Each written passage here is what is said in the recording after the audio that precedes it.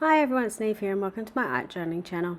Today we're going to be playing with a new release from Dina Wakley and using lots and lots of neon colours in our background. So I'm starting off in my large Dina Wakley black journal, and sorry, it's not the large one, it's the original size, but it's a black journal. And just creating a background with the usual suspects of colours. So I'm looking for some really bright colours.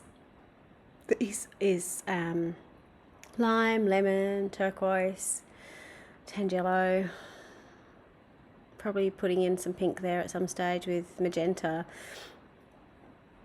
and just filling up the spaces. As people who've seen me do this before, I tend to go in 3 spots on my page just to create some visual triangles. Now sometimes it doesn't work. You can see in this page I've got 4 and then I've got this big white patch in the middle, but you know, it's just roughly where things go. So I've got that little blue bit in the middle, but I've got the other blue bits on the outside, so it kind of makes sense. Now I'm going in with some white paint. So this helps me control my backgrounds a little bit. And you can sort of see I was really rough and ready with how I put the paint down the background, and they've got lots of rough edges and things are overlapping. I don't mind that because I know at some stage I'm going to cover it with something or overlap it with something, and usually in this case it's usually with some stenciling, and it's usually stenciling in white.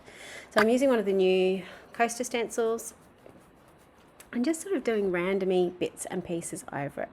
Now there's twofold for doing this on this page. One is obviously to sort of help blend the background together a little bit, but 2, because I know I'm going to be using some neon colours, I want some parts that are white that are going to really boost with the colour. So you can see as soon as I put the yellow neon colour on, it just really pops. It's like putting a filter on. When I'm putting them on pages like this, I tend to overlap the colours. So I will put sort of pink over the pink, I'll put the yellow over the yellow, orange over the orange, and so on. I will mix and match and overlap, but that's what I tend to do. You can see by having the white there what a difference it makes, and particularly in the close-up at the end, you'll see that.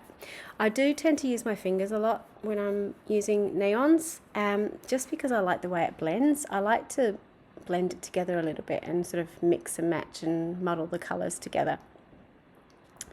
While these are a little bit thicker than some of the other neon paints I've used in the past, they're more matte, which is really great because a lot of neon paints you get are very, very glossy and plasticky. So I've been noticing when I've been using them, they've been sort of drying matte. They're also a little bit more opaque. So usually neons are quite translucent. These ones are a little bit thicker and a little bit less translucent, which is really great for doing this sort of layering stuff. Usually when I would be mark making on a page, I wouldn't be using my neon paints to do that.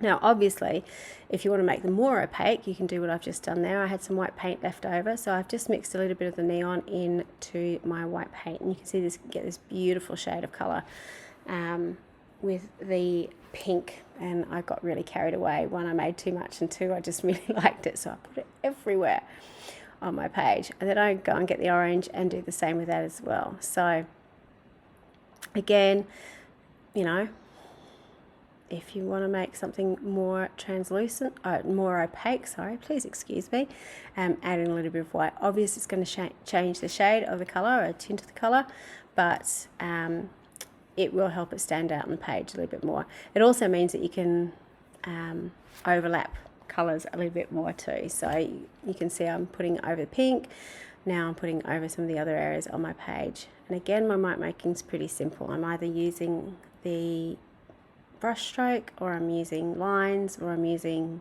little cross shapes. Sometimes I get a bit fancy and use circles, so you know, use whatever you've got. Once I've dried this down, then I'm going in with my Posca paint pens. So I like to mix my different media quite a bit.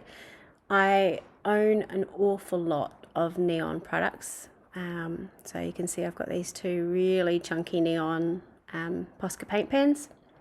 which again are brilliant for mark making. And it just adds a different tone to the page. So you can certainly do this with your paintbrushes.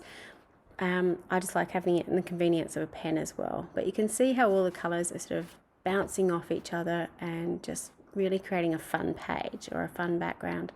I'm also adding in a little bit of white, and I'll add some black in as well. So adding white and black helps to really focus or frame the page. It gives you something, your eye, something to land on. Those of you who have followed my page for a little while know I'm not very good at white space. I do like to fill up my backgrounds because I have fun making them. But, you know, that's what it is really. So on this page I wanted to have a focal image, and I grabbed out my transparencies because I really loved the background. I didn't want to hide it by painting something over the top, so I decided I would use a transparency that I could still see through. I'm just going in on the back of my transparency with my Posca paint pen and filling in the eyes and filling in the cheeks. Now obviously you can do this in the front. I just like to cheat this way because I don't have to be as precise with my lines. I can just sort of paint it in, and the black lines on the front fill it in for me. So it really doesn't matter which way you put it on. I'm just doing it that way because I'm a little bit messy. You know me, I don't take too much time and care with what I'm doing. I also decided I want to put a little bit of black in the background as well, just to sort of frame up those more obvious line marks.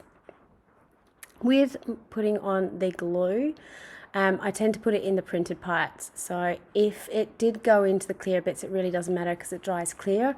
But I do tend to use the printed areas to hide the glue as much as possible.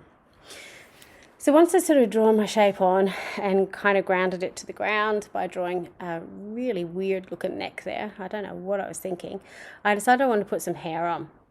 And this was me experimenting a little bit because I haven't necessarily done this before, of painting over the top of my transparency. Now I knew it would work because I've just used paint on the back side of it. But I was a little bit more concerned about using, not concerned, but, you know, thinking about, oh, can I actually use a paintbrush on it? Because my thoughts were that once I put the paint on, it's just going to brush it off again. So it didn't, which was really good. And once the layer dried, I could put another layer over the top. So it worked out quite well. So I decided I wanted to add a little bit of shading. So I'm just using some of that blue neon color over the top. Because I'm a very impatient artist, I just kept adding paint over the top. I should really let it dry.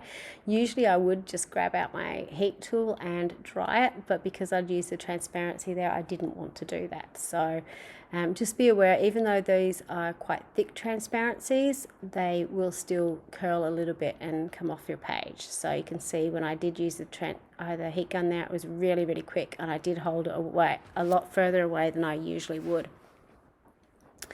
So once I've done that, I wanted to put a little bit more detail into my hair, but I wanted it to dry fully before I did that. So I decided I would go in with my really chunky black pen and use the trust your intuition, because that's kind of what I was doing in the background and with the colors. I was using what I knew about how I've used neons in the past. I was kind of using what I knew about how to use transparencies and just basically playing around. So, you know, I was just going for it, and that's what I find really fun about journaling, that there's no real rules. If you've kind of worked out what works for you, you can do it, and you can trust your intuition and go with it and play, which is really, really important. So I decided I wanted to continue with the bright colours on my page, and I wanted to put a drop shadow on. I tried using the neon colours in the background. It didn't really work because obviously, as I've said before, the neon paint pens are a little bit translucent as well, so it just didn't stand up as well as a more opaque colour. So I decided to go for a bit of turquoise, which again is a colour I used in the background. Quite often when I'm choosing colours or struggling to choose colours, my intuition is to turn to colours I've already used on my page. So if you are really struggling, and I know for a lot of people colour choice is a big one, repeat colours that you've got on your page. So it just makes it a lot easier. It means that it looks intentional because you've already used it, so there's a reason why you're still using that colour on your page. I decided to put in a little bit of white onto my letters just to help tie it all together a little bit. I do go back and fix the R and the T because I suddenly realised that I hadn't done it. I wanted to put a little bit of white in my hair too, but at this stage my pen was really playing up, and when I primed it I got a big splodge, but that's okay. She's got wisdom hair, just like her owner. So this is a bit of a close-up of the background, so you can see all those beautiful layers of colours and how they stand out against each other. And then the final piece, how her face, because it is a transparency, you can see all those beautiful patterns behind it as well. So I hope you have a go at just playing, mark making, layering your colours, seeing how they all work together. I know neon is quite confronting colour for some people, but it's so much fun, and I do know I have converted some people to neon. So if you haven't tried it, have a go. You'll be using them lots and lots in the future. Thanks for watching. Till next time. Bye for now.